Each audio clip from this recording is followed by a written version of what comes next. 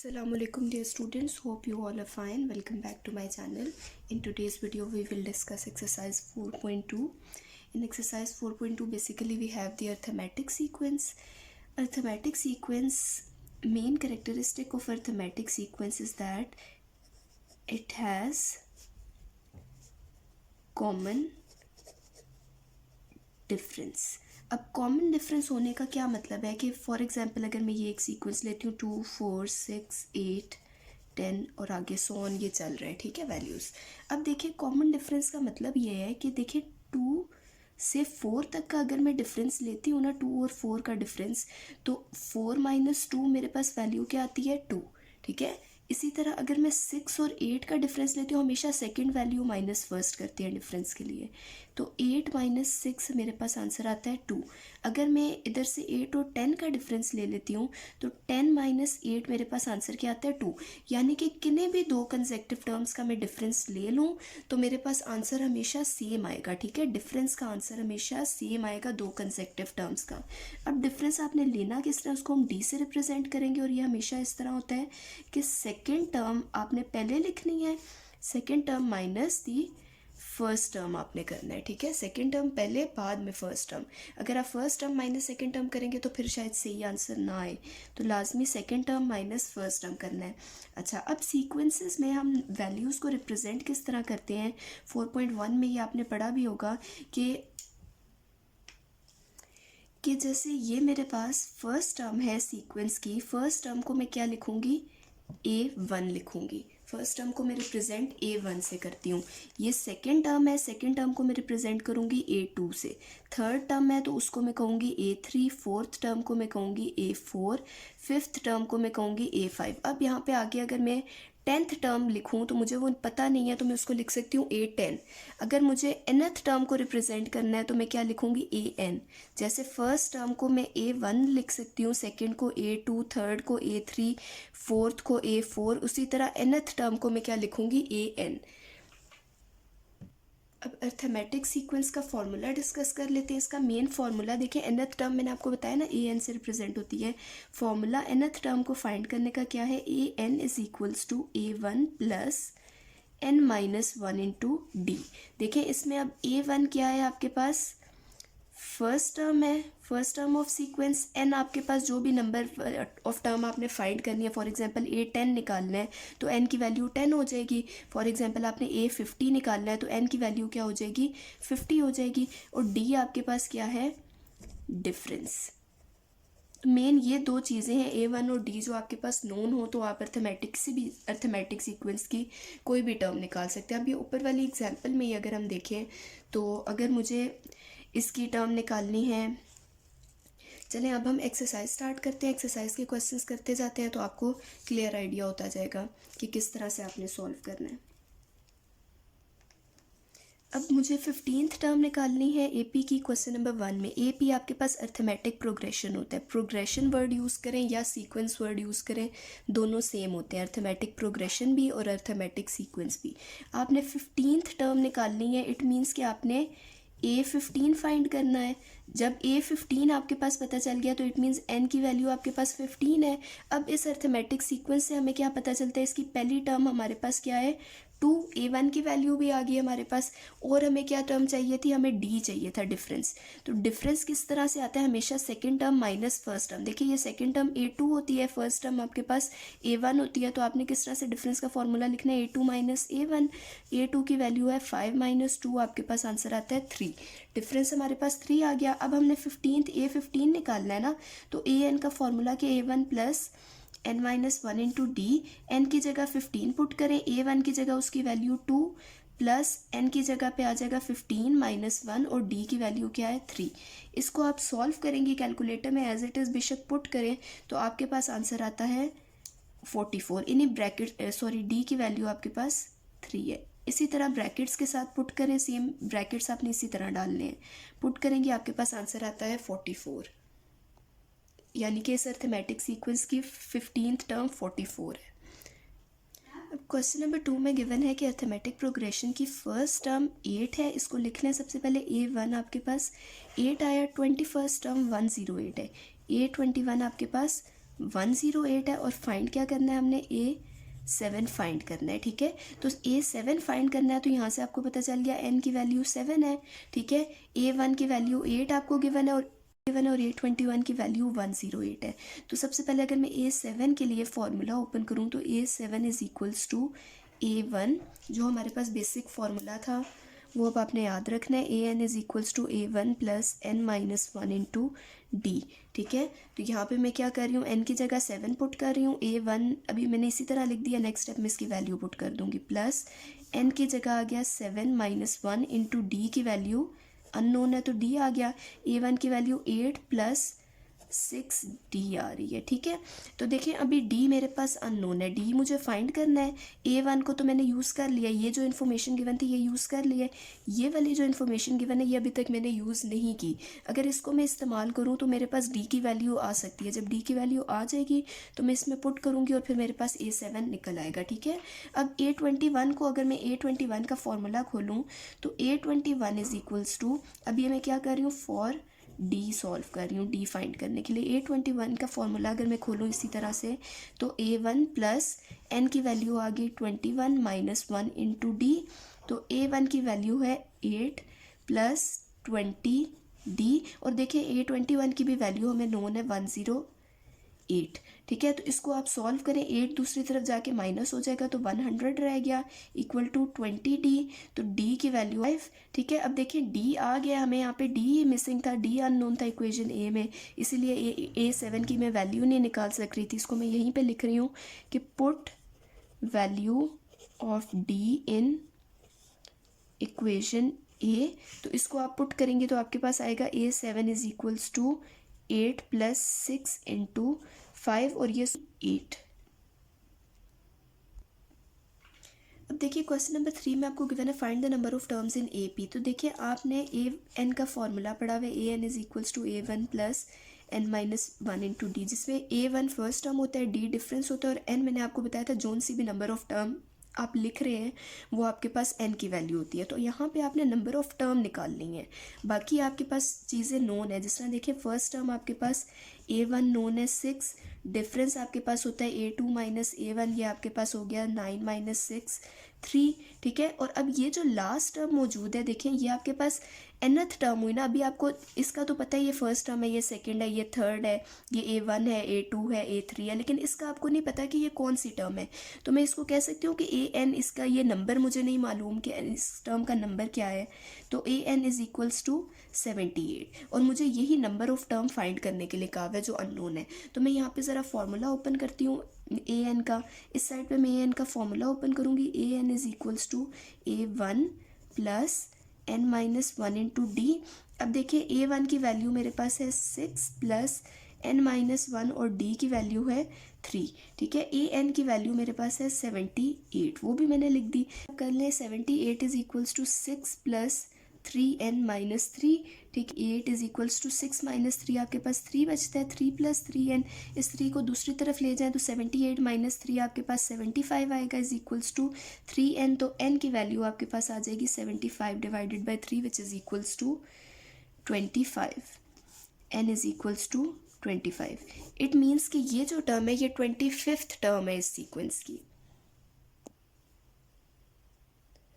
अब question number 4 में आपको गिवन है nth term of a sequence आपको नोन है, AN आपको गिवन है 2n प्लस 7 और आपसे कहा हुआ है कि show that it is an AP। जब भी आपको ये बात कहा जाए कि show that it is AP, तो आपको पता है अर्थमेटिक प्रोग्रेशन की मैंने स्टार्टिंग में आपको प्रॉपर्टी बताई है कि इसमें क्या होता है, डिफरेंस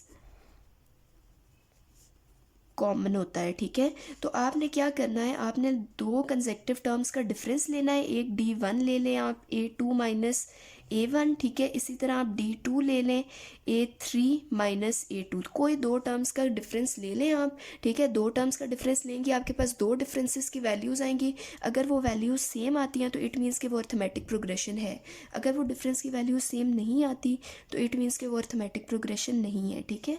ये अभी हम करेंगे तो आपको सही से समझ आ जाएगी। अभी हमारे पास nth टर्म ऑफ AP है, सबसे पहले तो हम इसकी टर्म्स निकाल लेते हैं, फिर उसके बाद हम इसको शो भी कर देंगे कि ये AP है और फिर 7th टर्म भी निकाल लेंगे। अब nth टर्म आपके पास मौजूद है, हमें तो a1 a2 a3 a4 a5 सारी वैल्यूज़ चाहिए ना, तो उसके लिए मैं n की जगह पे सबसे पहले n is equal to 1 put करूँगी, तो a1 हो जाएगा ये a1 2 इंटू 1 प्लस 7, तो ये आपके पास आ गया 9। इसी तरह n is equals to 2 put करेंगे तो a2 is equals to 2 into 2 plus 7 is equals to 11 आ जाएगा सॉल्व करके।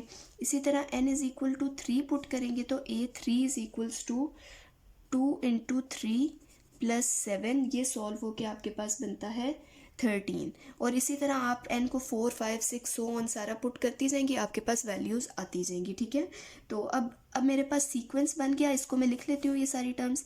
सो 9 11 13 सो ऑन, ये मेरे पास सीक्वेंस बन गया, ठीक है। अब मैंने प्रूफ क्या करना है कि ये अर्थमेटिक सीक्वेंस है, तो मेरे पास दो कंसेक्टिव टर्म्स का डिफरेंस सेम आना चाहिए, यानी कि 11 माइनस 9 मेरे पास 2 होता है, ठीक है। इसी तरह 13 माइनस 11 भी मेरे पास 2 होता है, तो डिफरेंस कॉमन है, इट मीन्स ये अर्थमेटिक है, लेकिन हमें स्टेप्स लिखने हैं।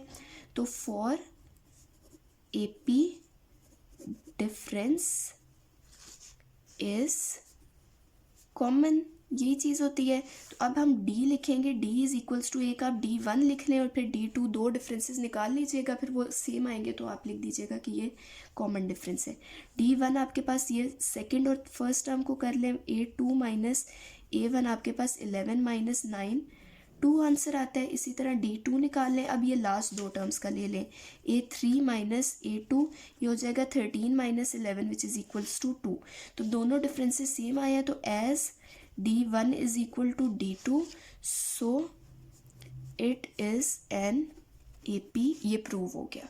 अब लास्ट चीज़ इस क्वेश्चन में क्या गिवन है कि find the seventh term. Seventh term निकालने के लिए यहाँ पे हम क्या करेंगे, n की वैल्यू 7 पुट कर देंगे, तो put n is equals to 7 for seventh term, ठीक है। n is equals to 7 put करें, A7 is equals to 2 into 7 plus 7, तो ये 14 प्लस 7 आपके पास आंसर आता है 21।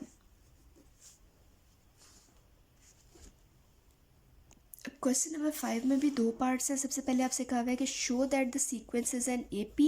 इसके लिए हमने क्या करना है, डिफरेंस D1 और D2 निकालना है, और फिर ये दोनों अगर तो D1 और D2 सेम आए तो इट मीन्स कि ये आपके पास अर्थमेटिक प्रोग्रेशन है। और दूसरा हमने इसकी nth टर्म निकालनी है, यानी कि AN फाइंड करना है, ठीक है। तो सबसे पहले इस सीक्वेंस को देखें, आपके पास log A log AB log AB square log AB cube, ये आपके पास 4 टर्म्स मौजूद है सीक्वेंस की। तो सबसे पहले आपके पास नोन इन्फॉर्मेशन क्या है, A1 आपके पास नोन है log ऑफ A, ठीक है।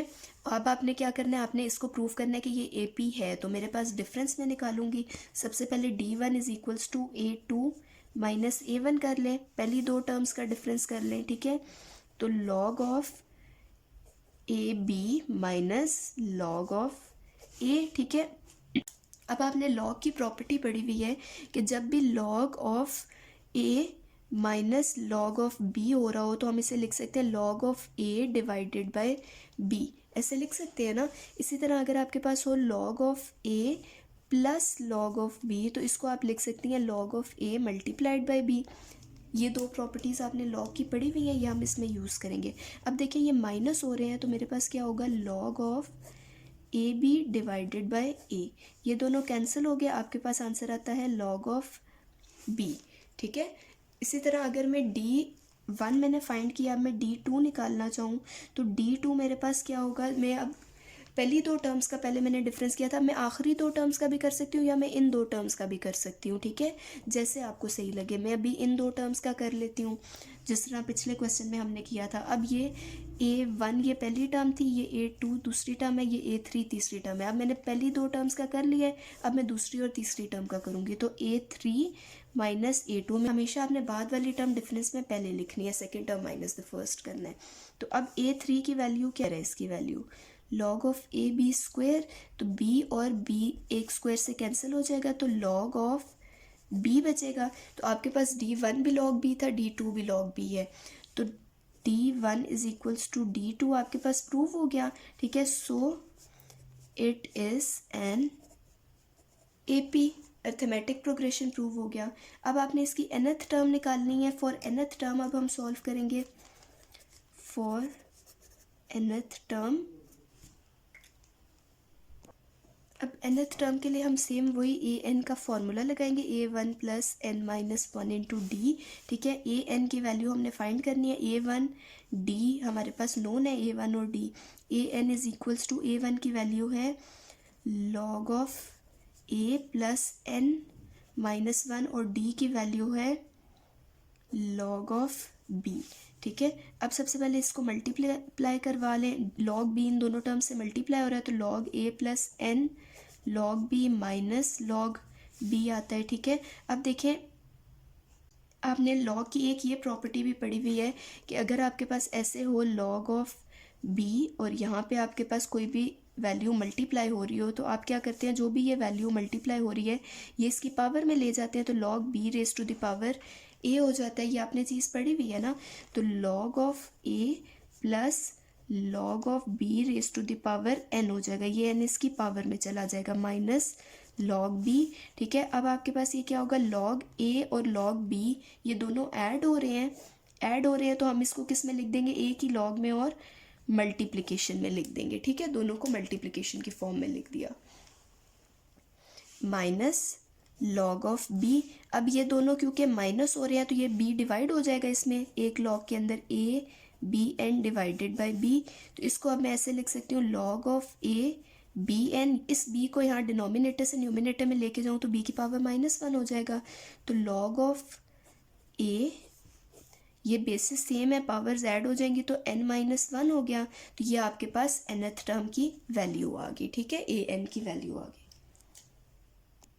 अब क्वेश्चन नंबर 6 में आपको गिवन है, आपको ये एक सीक्वेंस गिवन है लेकिन इसमें एक अननोन है, देखें ये के अननोन वैल्यू आ रही है। ठीक है, इस सीक्वेंस में के अननोन वैल्यू आ रही है और आपसे कहा हुआ है कि आप फाइंड करें सीक्वेंस, आपको इन्फॉर्मेशन ये गिवन है कि ये अर्थमेटिक प्रोग्रेशन है तो आपने के फाइंड करना है। तो आपको पता है कि आपके पास ये अर्थमेटिक प्रोग्रेशन है तो डिफरेंस क्या होगा, कॉमन होगा एज इट। दो डिफरेंसेस फाइंड करूँगी, सबसे पहले D1 फाइंड कर लें, A2 माइनस A1 फर्स्ट और सेकेंड टर्म का, तो ये हो जाएगा 6k minus two minus 2k plus 7। तो ये आपके पास सॉल्व हो के आता है 6k minus two minus 2k minus 4k minus 9।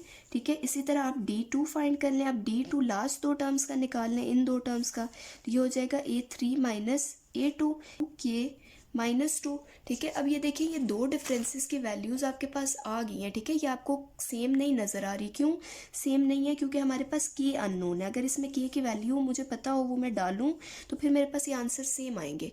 के अननोन है और मुझे पता है अर्थमेटिक सीक्वेंस के लिए D1 और D2 कॉमन होते हैं, तो D1 is equal to D2 मैं खुद से पुट करूँगी क्योंकि मुझे के निकालना है फॉर AP।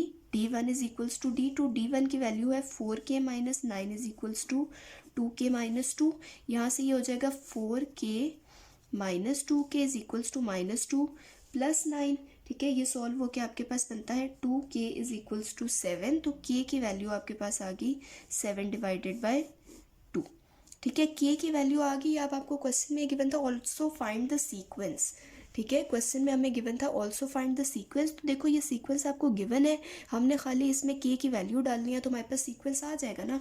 तो इस सीक्वेंस की वैल्यू, सीक्वेंस में के की वैल्यू पुट कर दें, पुट वैल्यू ऑफ के इन गिवन सीक्वेंस। ठीक है, तो आपके पास सीक्वेंस था 2k plus 7 6k minus 2 8k minus 4, ये सीक्वेंस गिवन था। अब इधर मैं k की वैल्यू डाल दूंगी, 2 इंटू 7/2 प्लस 7 6 इंटू सॉल्व होके टर्म्स बनती हैं 14, 19, 24 इज AP। ठीक है, ये आपके पास रिक्वायर्ड अर्थमेटिक प्रोग्रेशन था जो हमने फाइंड करना था।